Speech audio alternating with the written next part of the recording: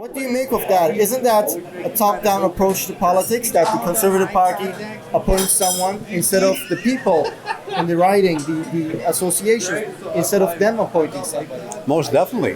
They didn't follow the democratic process to do it.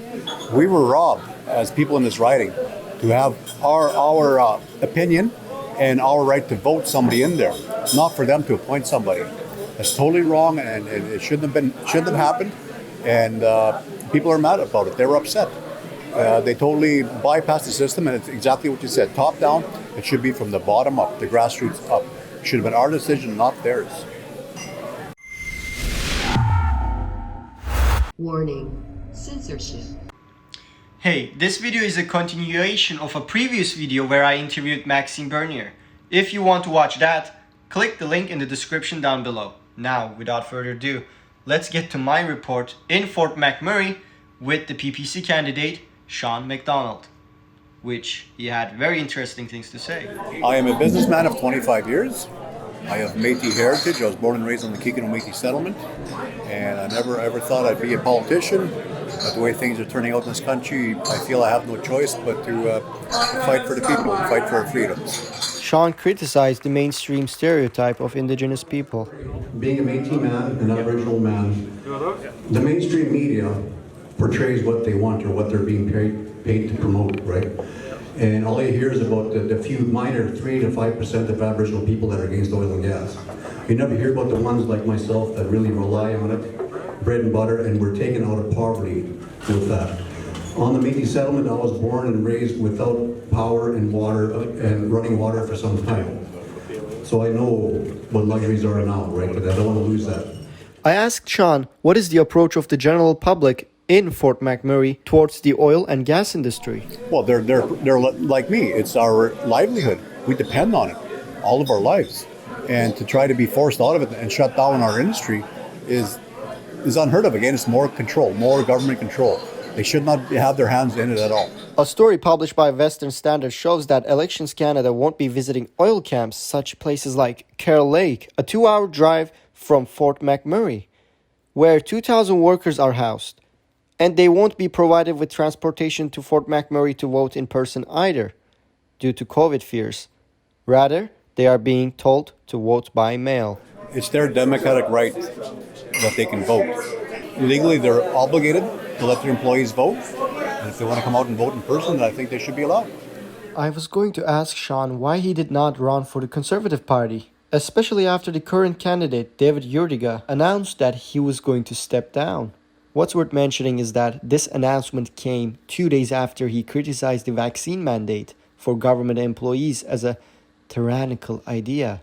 The party says Urdiga had to leave due to private medical reasons. But it is no secret that the Conservative Party has hostility towards people who are anti-forced vaccination. The Conservative MP for the riding of Beauce, Richard Leux, refused to debate with Maxime Bernier for being unvaccinated. Full report by Alexa Lowa coming soon. Former Conservative Party candidate Jonas J. Smith, who almost won the riding of the Yukon last election, is now running as an independent after he was fired from the Conservative Party of Canada for publicly sharing his concerns on mandatory vaccinations. So I was asked if I was willing to change any of my positions, and I said no, that I'd made them publicly and I'd expressed them to the party on multiple occasions, including in writing in my candidate application paperwork.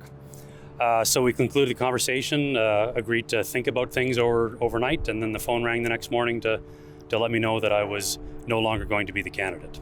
To watch the full interview, check out the link in the description down below. Back to Fort McMurray. Instead of endorsing the new candidate, Leila Goodrich, chosen by the Conservative Party to replace Urdiga, Urdiga chose to endorse someone from another party in his riding, Shawn McDonald. Shawn says that he has voted for the Conservative Party all his life. I voted, always been conservative all my life. Voted blue, there's no other option in my mind. You don't even look at the name on the ballot, you just look for conservative and check the box, right? Like a lot of us do in the past, right? But why didn't Shawn McDonald run for the Conservative Party? I was considered to be one of the candidates for the CPC, but I was robbed as well, right? I didn't have that opportunity. That was taken away from me. And once I learned about Max and the platform, and I knew the democratic process was taken away from the CPC, I lost any value in that party whatsoever. They're going way too far left for me. They might as well consider themselves light liberal or liberal themselves. They've totally changed since I voted blue all my life. But now, no. After talking to Max and learning his values and the platforms, it aligns so much with me and true conservatives. That's what we are, bringing home the true conservatives to a party that really speaks out to conservatives. Not liberals, not NDPs, but true conservatives. The appointment of Leila Goodrich was received very negatively, not only by Shawn McDonald, as well as by the Board of Electoral District Association, saying that they would not recognize or support the appointment of Goodrich. Quote, "Our constituents were cheated of the opportunity to democratically select their candidate and were forced by the party on who will represent them. Many qualified candidates were not given the opportunity to apply, nor were their conservative views vetted by the local board." The statement goes on to say, "We have not abandoned the party. However, the party has abandoned us." What do you make of that? Isn't that a top-down approach to politics, that the Conservative Party appoints someone instead of the people in the riding, the association, instead of them appointing somebody? Most definitely. They didn't follow the democratic process to do it. We were robbed as people in this riding to have our opinion and our right to vote somebody in there, not for them to appoint somebody. It's totally wrong, and it shouldn't have happened. And people are mad about it. They were upset. They totally bypassed the system, and it's exactly what you said. Top down, it should be from the bottom up, the grassroots up. It should have been our decision, not theirs. I spoke with my taxi driver who drove me here, and he told me that the economy is not very good right now in Fort McMurray. What is your analysis of the economic scene in Fort McMurray? What are some of your promises to people of Fort McMurray? Jobs. Right now, with the stranglehold we have with not only the recession we've been in since 2015, but the COVID lockdowns and restrictions, it's killing our economy, it's killing our businesses, small businesses, it's affecting the big businesses. I want to fight for jobs. I want to bring all that back and bring the oil and gas back and create opportunities. Not kill small business, but let's open up our economy. Let the weak be protected. It's our free choice. If we want to wear a mask or get a vaccination, well, let's keep our economy going and let's not kill it by shutting it down. It's not working for Alberta. It's not working for this country. We need a change now. It's time to split the vote. Have you heard the news? Hundreds of news companies in Canada received emergency bailout from Justin Trudeau. Not us.